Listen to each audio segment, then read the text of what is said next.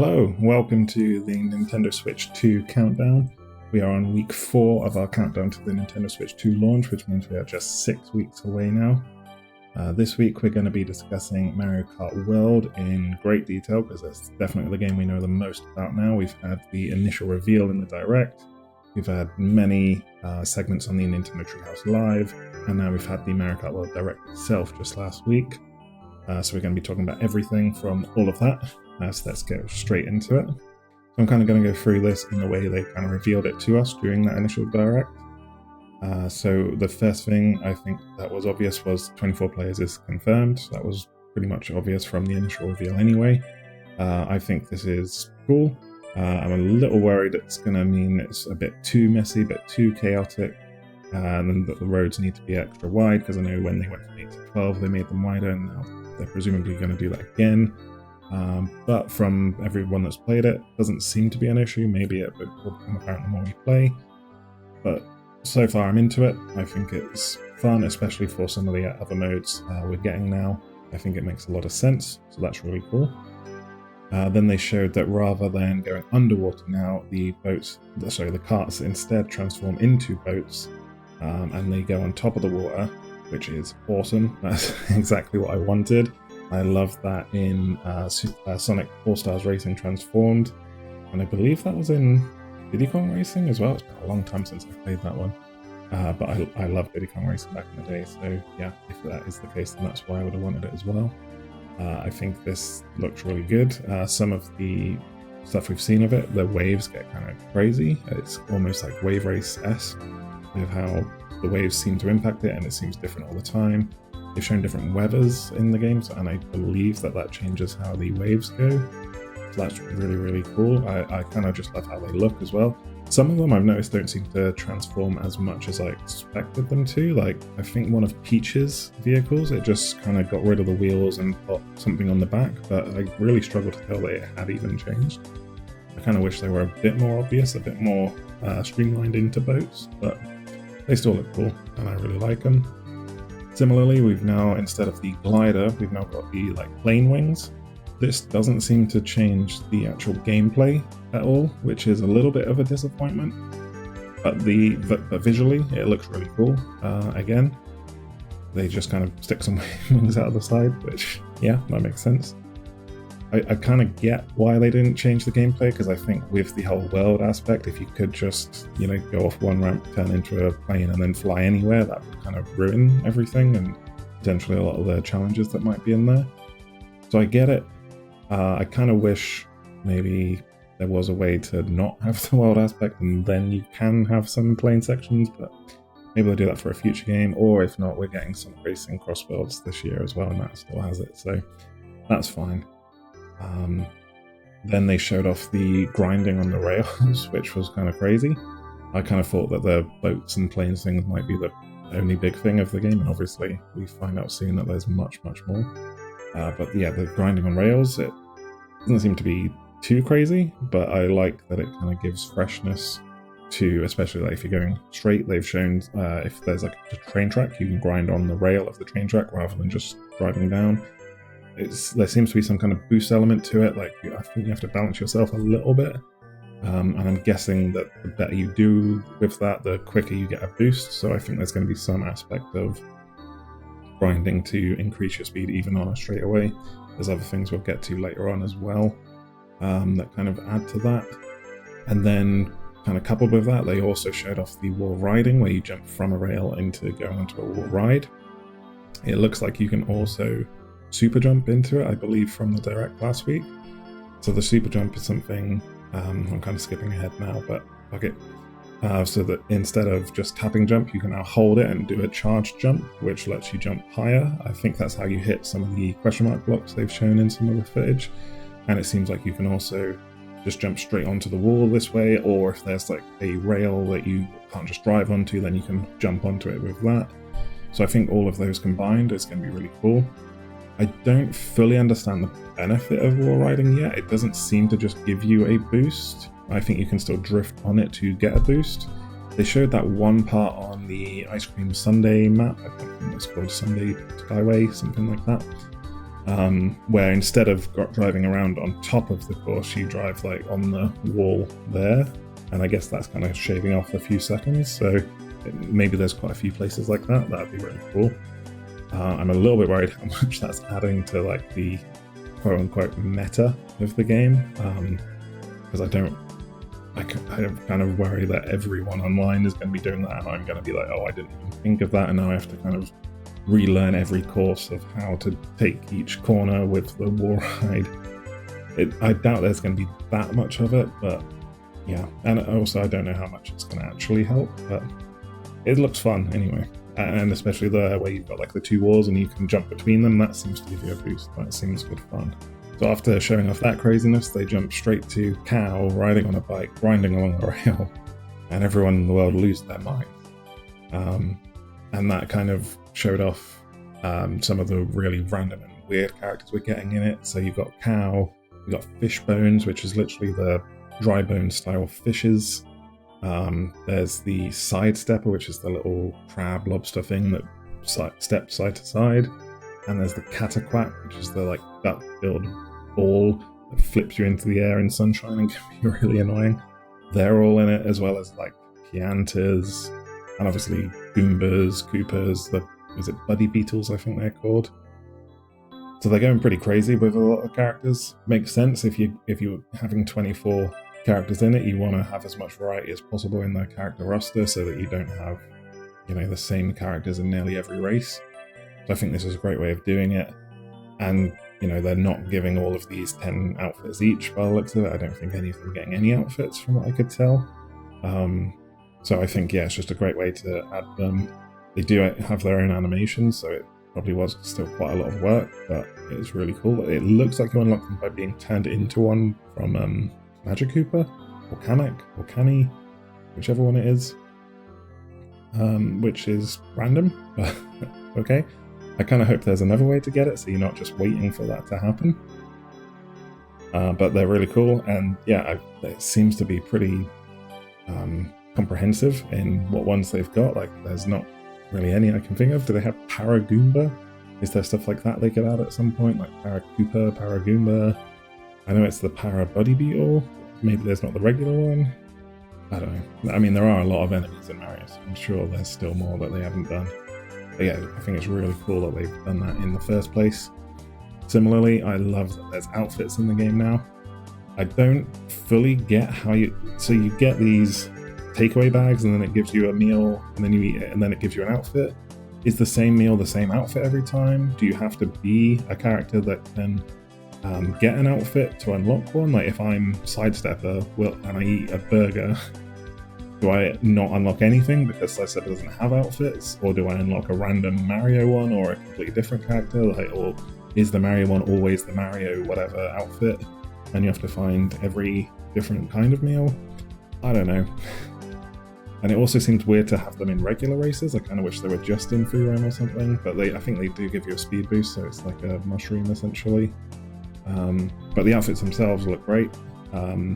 Some of them are just kind of whatever, but some of them are amazing. I really like the Peach's like white kimono. I love Boo's like kind of gentlemanly with a monocle kind of outfit. I know Waluigi's got a few good ones. It's just really cool to see them. I hope that they add even more as time goes on. And the main hope is that they change the UI. Because currently they have each character's outfit as a separate character on the screen, so there's just pages and pages and pages of Mario, Peach, Luigi, then Cow, Cataquack, whatever, and then Mario in this outfit and this other outfit. It needs to just be you pick the character, then you pick an outfit. I don't know why they think otherwise. Maybe they just want this crazy character select screen, but it's not good. I think that'll be one of the first things they change, assuming that they do kind of give updates to the game, which would be kind of crazy if they don't. So then we get to the actual big thing in the game. That was all just like side stuff. It's a massive world now. It's all of these courses are part of a world. They're all interconnected. Well, not interconnected, they're all connected together with pathways between them. You can drive from one to the other, you can drive off the pathway. It seems like within the races themselves you're very restricted on where you can go. but then there's, you know, different paths for different races, for the different modes. And of course there's a free roam where you can just go anywhere you want at all. I think it looks really, really awesome. I can't believe they actually did it. I know people have been talking about it for a long time, but I didn't think they would ever go that far with it. I thought they would stick to the more rigid structure and then keep the open stuff to like the Mario games, the Zelda games, etc. But it's cool that they're doing it at launch of Switch 2. It's, yeah, very exciting. I suppose this might be the first time they've had the power in the console to be able to do it. I mean, technically you could always just make it look worse and do it, but yeah, I think it's really cool. I can't wait to see how it actually plays. I actually just think it's cool just to be able to, you know, be driving on one track and seeing another, which I think has happened in Double Dash. They seem to like doing that because they did that for Sunshine as well with the different worlds. But yeah, I just think that's cool alone. So then being able to drive between them and free roam, like, that is really cool. With that, they are changing how Grand Prix works. So you now do 3 laps on the first track, then you drive from that track to the next one, do a lap in that, and then that's over, and then carry on until the end. I do like that. I think it's really cool, but I hope that there is like a classic Grand Prix in there where you can just do 3 laps on each one without having to drive between them, or with still driving between them but still doing the 3 laps. I feel like 3 laps adds a lot. I haven't like analyzed the tracks, but I'm pretty sure they're still set up to be like a loop, so you can do multiple laps of them. They mentioned in the Direct something about being able to do that, but it seemed like it was like either you could do 3 laps in a race, or you could do a race and then a race to the next one kind of thing. It didn't seem like you could do 3 and then 3 and then 3. Hopefully I'm wrong in that. And also the paths between the tracks, like, they seem fine, but they don't seem anywhere near as good or interesting as the tracks themselves. So I hope it's not too boring to like race on them. Like, the first times it's going to be fine, but you know, the 20th time you do the racing from Mario Circuit to whatever the next one is it still going to be fun? Hopefully, but we'll see. The other mode that they've now added is Knockout Tour. I think this is awesome. I think this is why you make all of the tracks interconnected, so you can do something like this.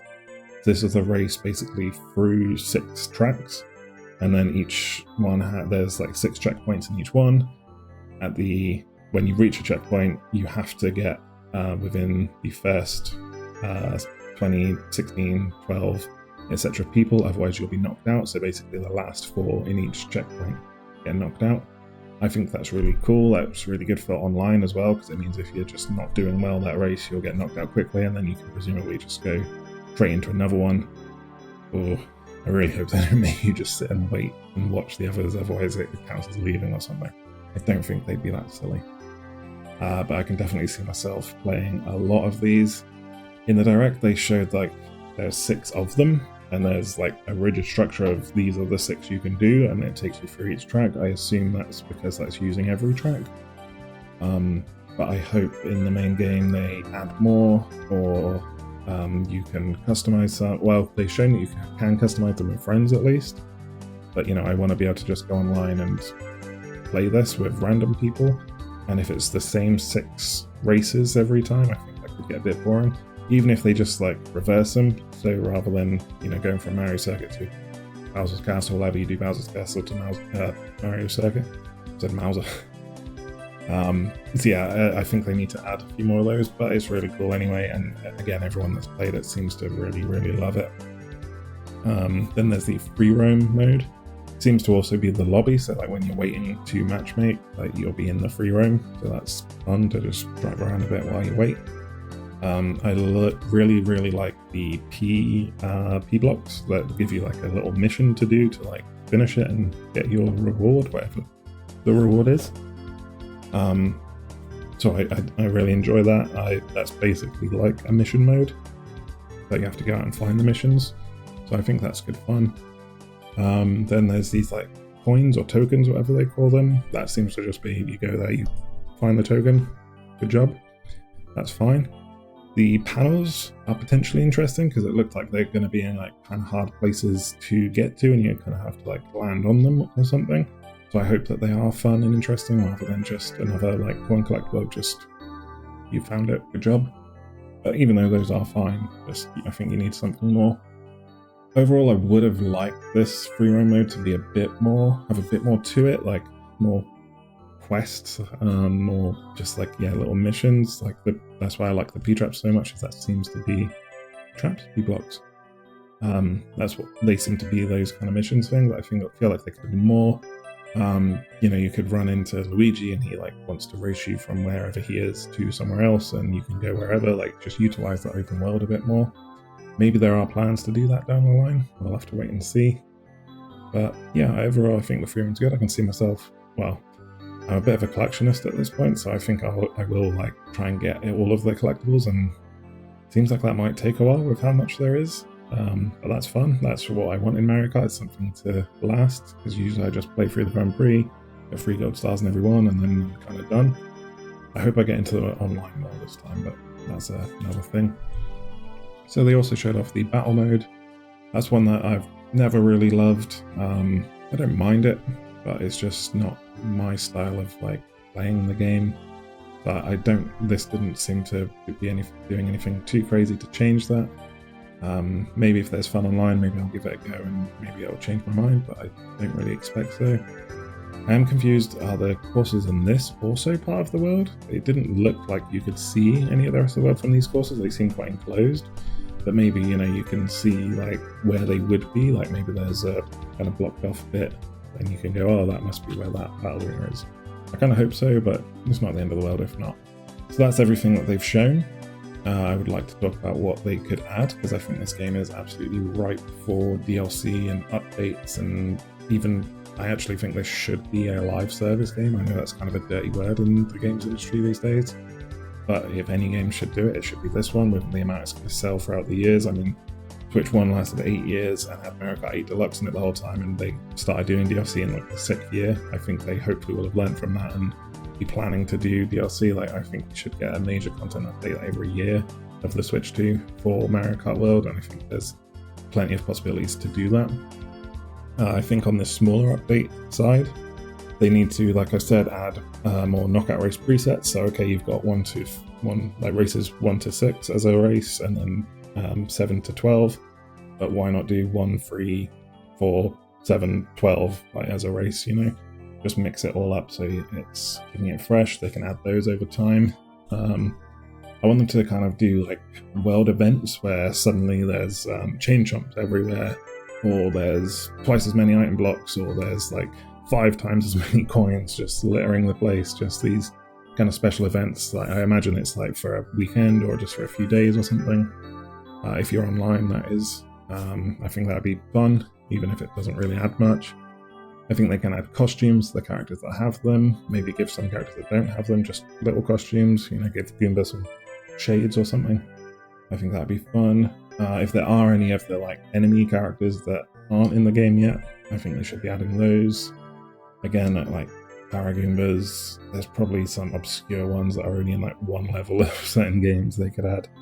I think that'd be fun. Is the little dinosaur dude from Super Mario World? I can't remember what he's called. He's like purple. I think he starts big and then you jump on him and you get small, and then you jump on him again and he dies. He should be one. I can't think what he's even called. He might be for all I know. So additional costumes, those characters, and additional parts and bikes. It's one thing I haven't talked about yet actually, is they're moving away from the custom parts and bikes, and now you just pick a set part or bike. I kind of like that, because it always felt to me like you should use the same ones anyway, because otherwise you're not getting the benefits. Like if you get a piece that has faster acceleration but less speed, and then you get another one that has faster speed but less acceleration, they just cancel each other out. So it always made sense to me to just pick the same type of the same parts of a kart to make sure you're like getting the full benefit of that kind of style. So yeah, I don't mind that. And you'd also get some parts and combinations that would look really weird, and I should fix that. The medium-sized updates that I'm calling it, or like these small paid-for ones, I think they could add brand new characters with outfits. So like, I keep wanting Professor Egad in this game. Add him in there with loads of outfits, that'd be awesome. They could do new battle mode courses. if they aren't part of the main world. If they are, I think that'd be too difficult to do.